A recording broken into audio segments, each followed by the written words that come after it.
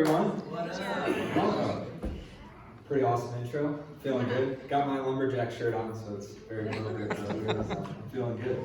My name is Josh.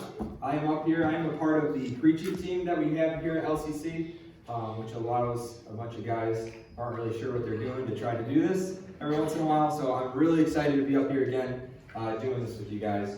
I'm also part of the elders team that we have here and helping out upstairs in the children's ministry. And most importantly, I am the starting left fielder for your LCC softball team. We almost made it this year, John. We almost made it. One game away. Next year, maybe. We'll see. Like I said, I'm really excited. This is week 5 of our Reclaimed series, which is where we have been walking through the book of Colossians. Wayne's been taking us through the book of Colossians. Today we get to jump into a new chapter, which is going to be chapter 3. So just as always, I wanted to remind you guys that we do have the YouVersion Bible app. So if you have that downloaded, you can search your events and find Liverpool Christian Church, and that will allow you to follow along today. Also, if you have your Roll Bible, kicking it old school, page 955 in the Row Bibles. And if you have your own Bible, you're on your own. Good luck. Colossians 3, verses 1 through 14 is what we're going to go through today. So, what we're going to talk about is a whole bunch of stuff through here, but I think the one main thing that I'm going to kind of bookend this with is that the idea of that when you decide to live like Jesus, that means you're going to act like Jesus. And I think that is such an important thing for us to remember. And what we're going to do today is we're going to dive into that and really hash that out. So, this first part that we're going to go through is going to be verse 1 through 4. But before I do that, has anyone in here ever been broke? Or currently are broke, right? Maybe. For me, this was a time in college, right, where I went through life counting my pennies and figuring out how I was going to buy the next sleeve of Pringles from the store. I remember, my parents would come down. I went to school in a really small town, and so we would drive, 20 to 30 minutes to get to Walmart, which was a really exciting thing. That tells you a lot about the size of the town we were in there. But we used to go and they would buy me a bunch of groceries, and I would fill up my closet with groceries, and then 3 days later I would have nothing. But I remember that time, right? And what we're going to talk about a little bit today is the idea of kind of hindsight, right? If anybody's like me, as I kind of continue to go through life and hit different milestones, I start to look back and see those things that have happened that have gotten me to the place I am today. Really allows me to understand the way that God has worked in my life, and also the ways that I've grown and that my family has grown. And so it's a pretty cool thing. We're going to talk about the idea of therefore, kind of a cool word that we'll hash out, where we were one thing, and then therefore, and then become something else. So some cool stuff to get into today. So let's jump right into it. Verse 1 through 4. Let everybody get there. Again, Colossians chapter 3, we'll start with verse 1 through 4 and then break that down. We're going to unpack this one the most, so stick with me, but I think it really sets the tone here. Okay, since then you have been raised with Christ, set your hearts on things above, where Christ is, seated at the right hand of God. Set your minds on things above, not on earthly things. For you died, and your life is now hidden with Christ in God. When Christ, who is your life, appears, then you also appear with him in glory. So, I don't know about any of you guys, but for me, I kind of tripped through that the first time I read that. There's a lot of commas in there, there's a lot of pauses, and I was trying to figure out what is it saying, where is this going? But a couple things I want to pull out of there. The first one being the idea that you've been raised with Christ.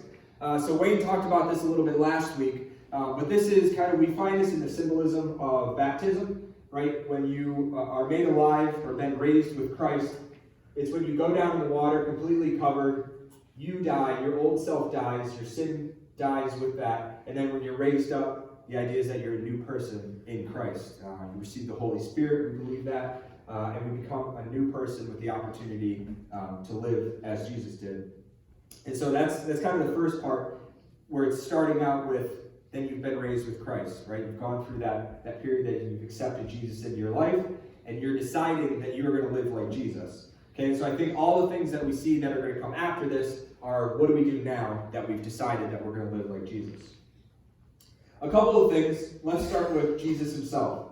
right? Let's look at his example and see what we can pull out of that. So, after Jesus died and then was raised, right, we can stick with that, there was a couple things. He left the tomb, right? The first thing he did was not just chill in the tomb until he just got old and died again.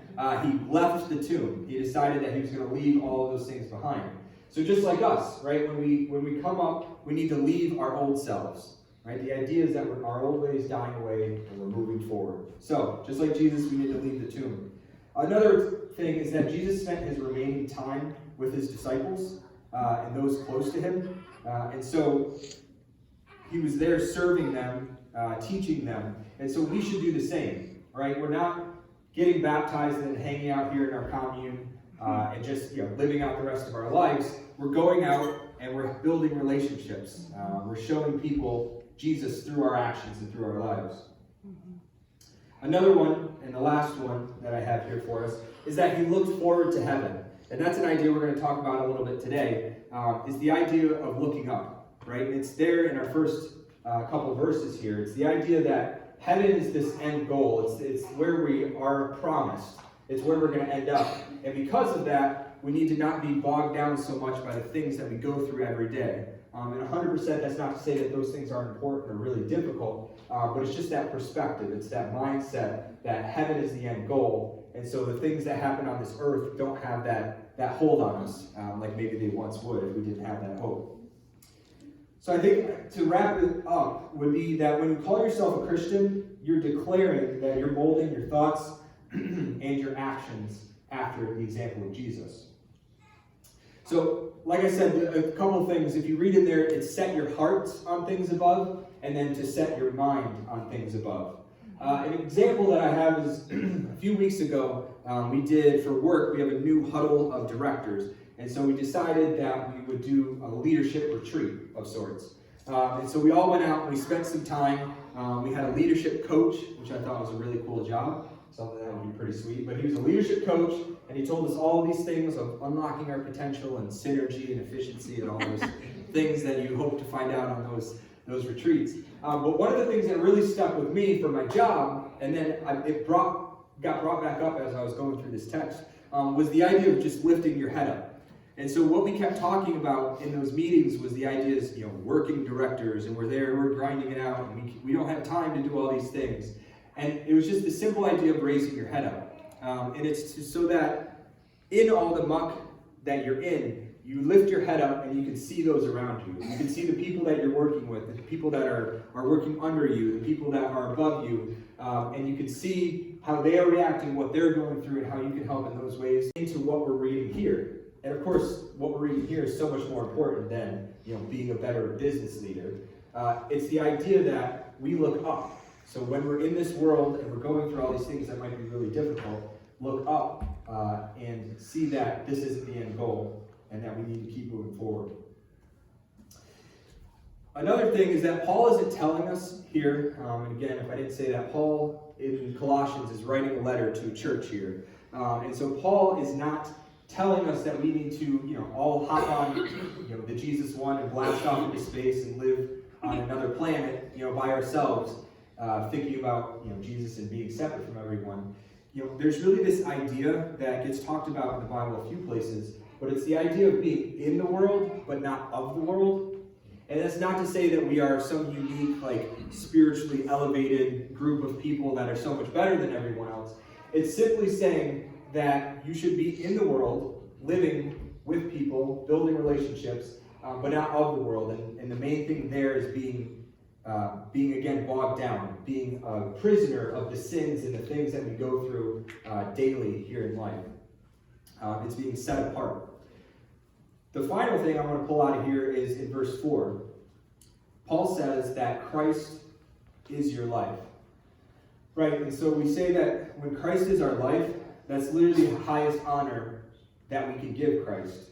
We could say that we are essentially removing ourselves from our life, removing our visions, removing our own desires, and we're allowing Christ to live through us, to shine through us, and to be a part of every action and thought and word that we have.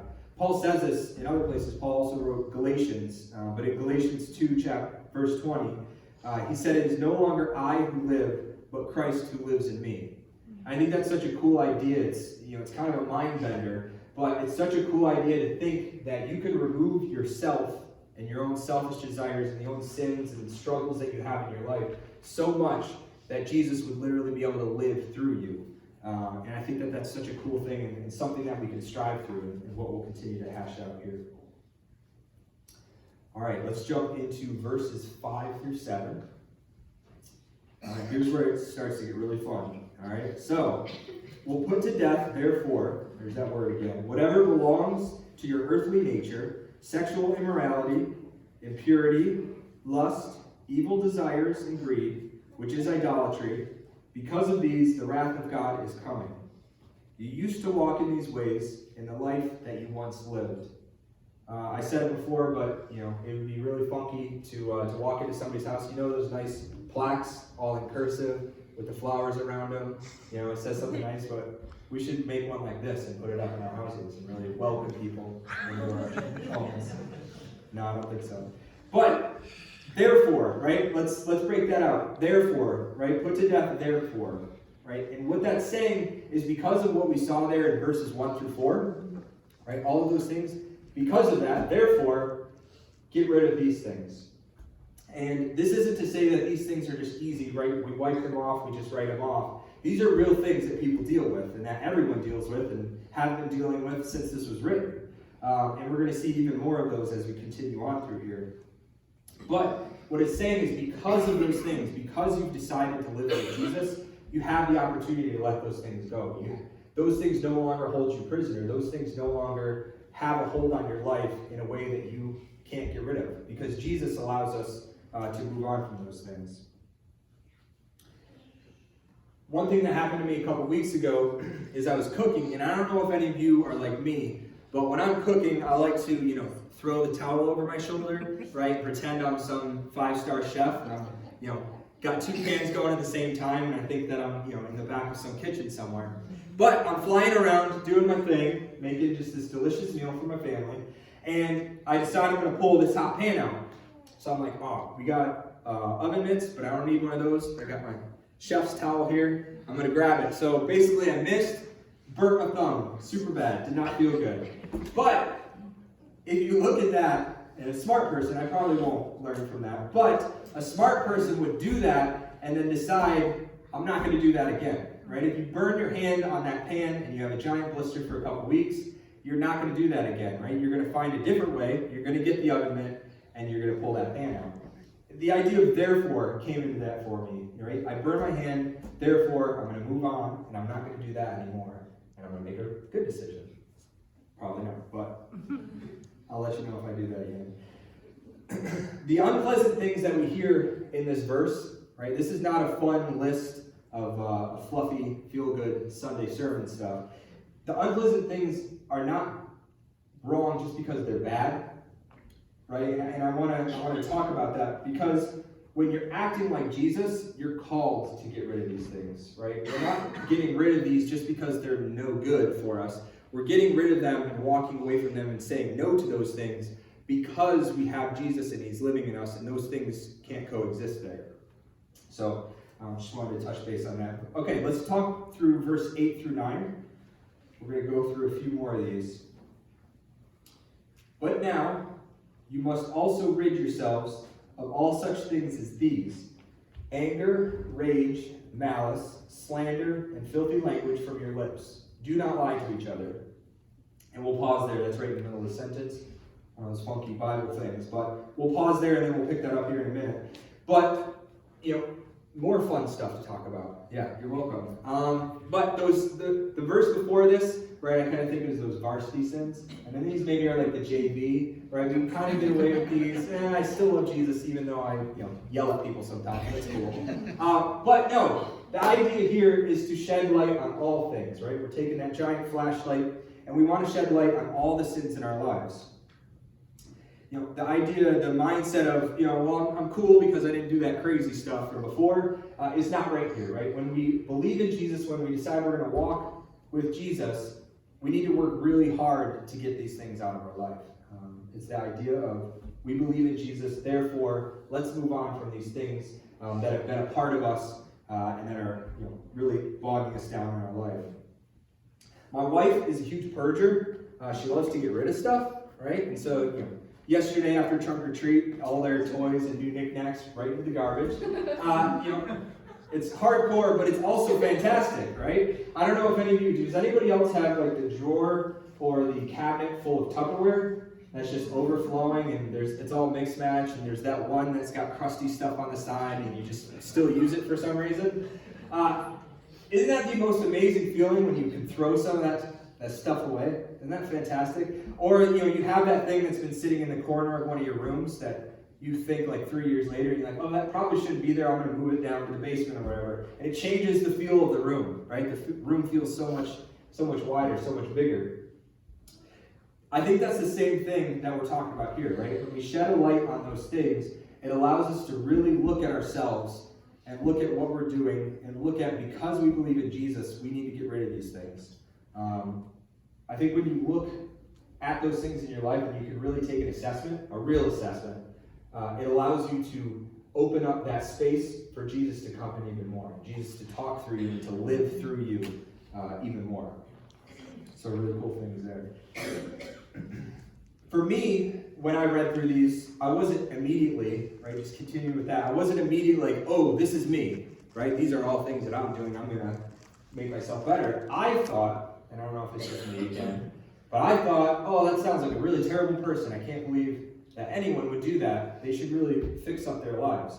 But I think for all of us, clearly there's people doing these things, right? Clearly people are struggling with these things. I think it's so important that if you're like me, you look yourself in the mirror, right? You look inside yourself and realize these are things that I'm struggling with. And yes, it might be really hard to get through those things, but because Jesus died for us, because we believe in him, we get to move on from those things. We have the power to do that and to get through that. All right, let's continue on, verse 10 through 11. So, there at the end it says, do not lie to each other. And then it says, since you have taken off your old self with its practices, and have put on the new self, which is being renewed in knowledge in the image of its creator. Here, there is no Gentile or Jew, circumcised or uncircumcised, barbarian, Scythian, slave or free, but Christ is all and is in all. So that first part, I think of, you ever I work outside, right, sometimes doing stuff outside, sweaty, nasty, whatever it is, right, or just having children, right, you get unspeakable stains and stenches all over you. But I think of, right, when you take off those nasty clothes and you throw them downstairs to get washed later, and you put on some brand new fresh clothes after you shower, hopefully. But you shower and you put on some brand new fresh clothes. That's an awesome feeling, right? And I think that's kind of what we're saying here. We're saying for ourselves, when we die to our old self, we allow to take off those old clothes, that old way of life, and we're allowed to put on that new way of life. And that should be such a freeing experience. It should feel like a cozy pair of pajamas. So everybody go put your pajamas on after this. It's all nice and cozy. Preach, right? It's the most impactful thing I'll say today. That second part, right? It's some funky language in there and things that don't really have a ton of context. But really what we're seeing here, like Scythian, the idea of a Scythian, I looked that up. Essentially at that time, those were a group of nomads. But these were the not so awesome group of nomads. If you saw them coming, you probably didn't want to be in town that day. So the context here for the church back then would be that, hey, you're kind of just like these people, right? All of these people are free through believing in Jesus. Everybody becomes the same. Everything was really separate and segregated in this time. And so to say that would be essentially saying that there's no race, nationality, class, culture, ethnicity, or whatever other divides that we can have that keeps us from the ability to know Jesus and become a new person in Jesus. And I think what an incredible message back then and an incredible message now there.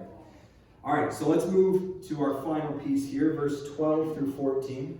Again, therefore, right? So therefore, all these things that we've read before, and here's where we get to bring it home. As God's chosen people, holy and dearly loved, clothe yourselves with compassion, kindness, humility, gentleness, and patience. Bear with each other and forgive one another if any of you has a grievance against someone. Forgive as the Lord forgave you. And over all these virtues put on love, which binds them all together in perfect unity. Much better, right? Fantastic, right? This is the end goal. This is what we get to when we do all the really hard stuff that we heard before this. You know, the idea is that you believe in Jesus, you're going to look yourself in the mirror, get through all those things that are really hard, you're going to fight for those things alongside Jesus, and then you get to a place that is this. And I think, how cool is that? Right? How cool is it to know that these things here and becoming this type of person is promised to us when we live our life and allow Christ to live through us. I think that's an amazing thing. All right, so let's do some closing takeaways. I was told 3 things is the right way to go here. So let's do a couple things to remember. So what can you guys do this week to set your minds and your hearts on things above? Right? I think there's a couple things here, and there's probably a bunch more that you could think of, because we're all smart, we can do this.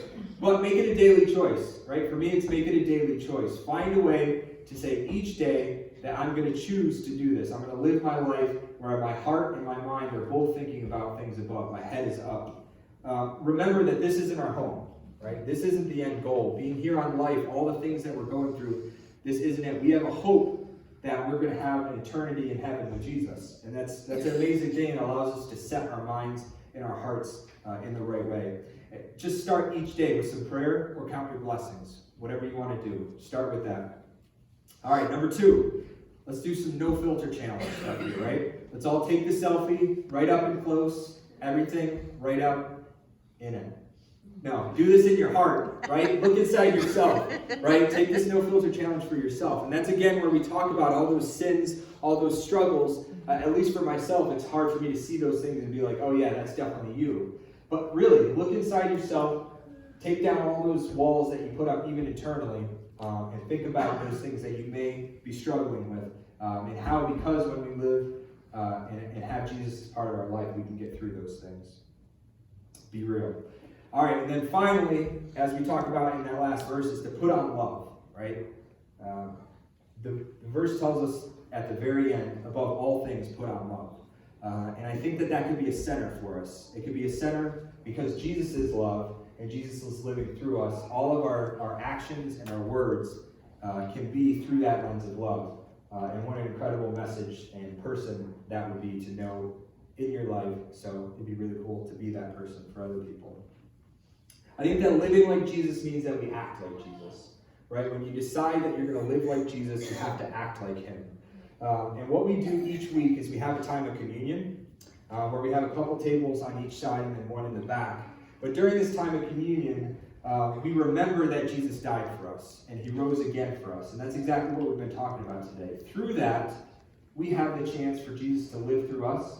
We have the chance to walk away from an old self, an old way of doing things, and have a hope that one day we can live with him in heaven. And so today when you take communion, which we have a cracker and juice, which just simply represents Jesus' body and his blood as he died for us and then rose again, would be count your blessings, right? Take some time to remember all the things that Jesus has done in your life and all the opportunities that he can have.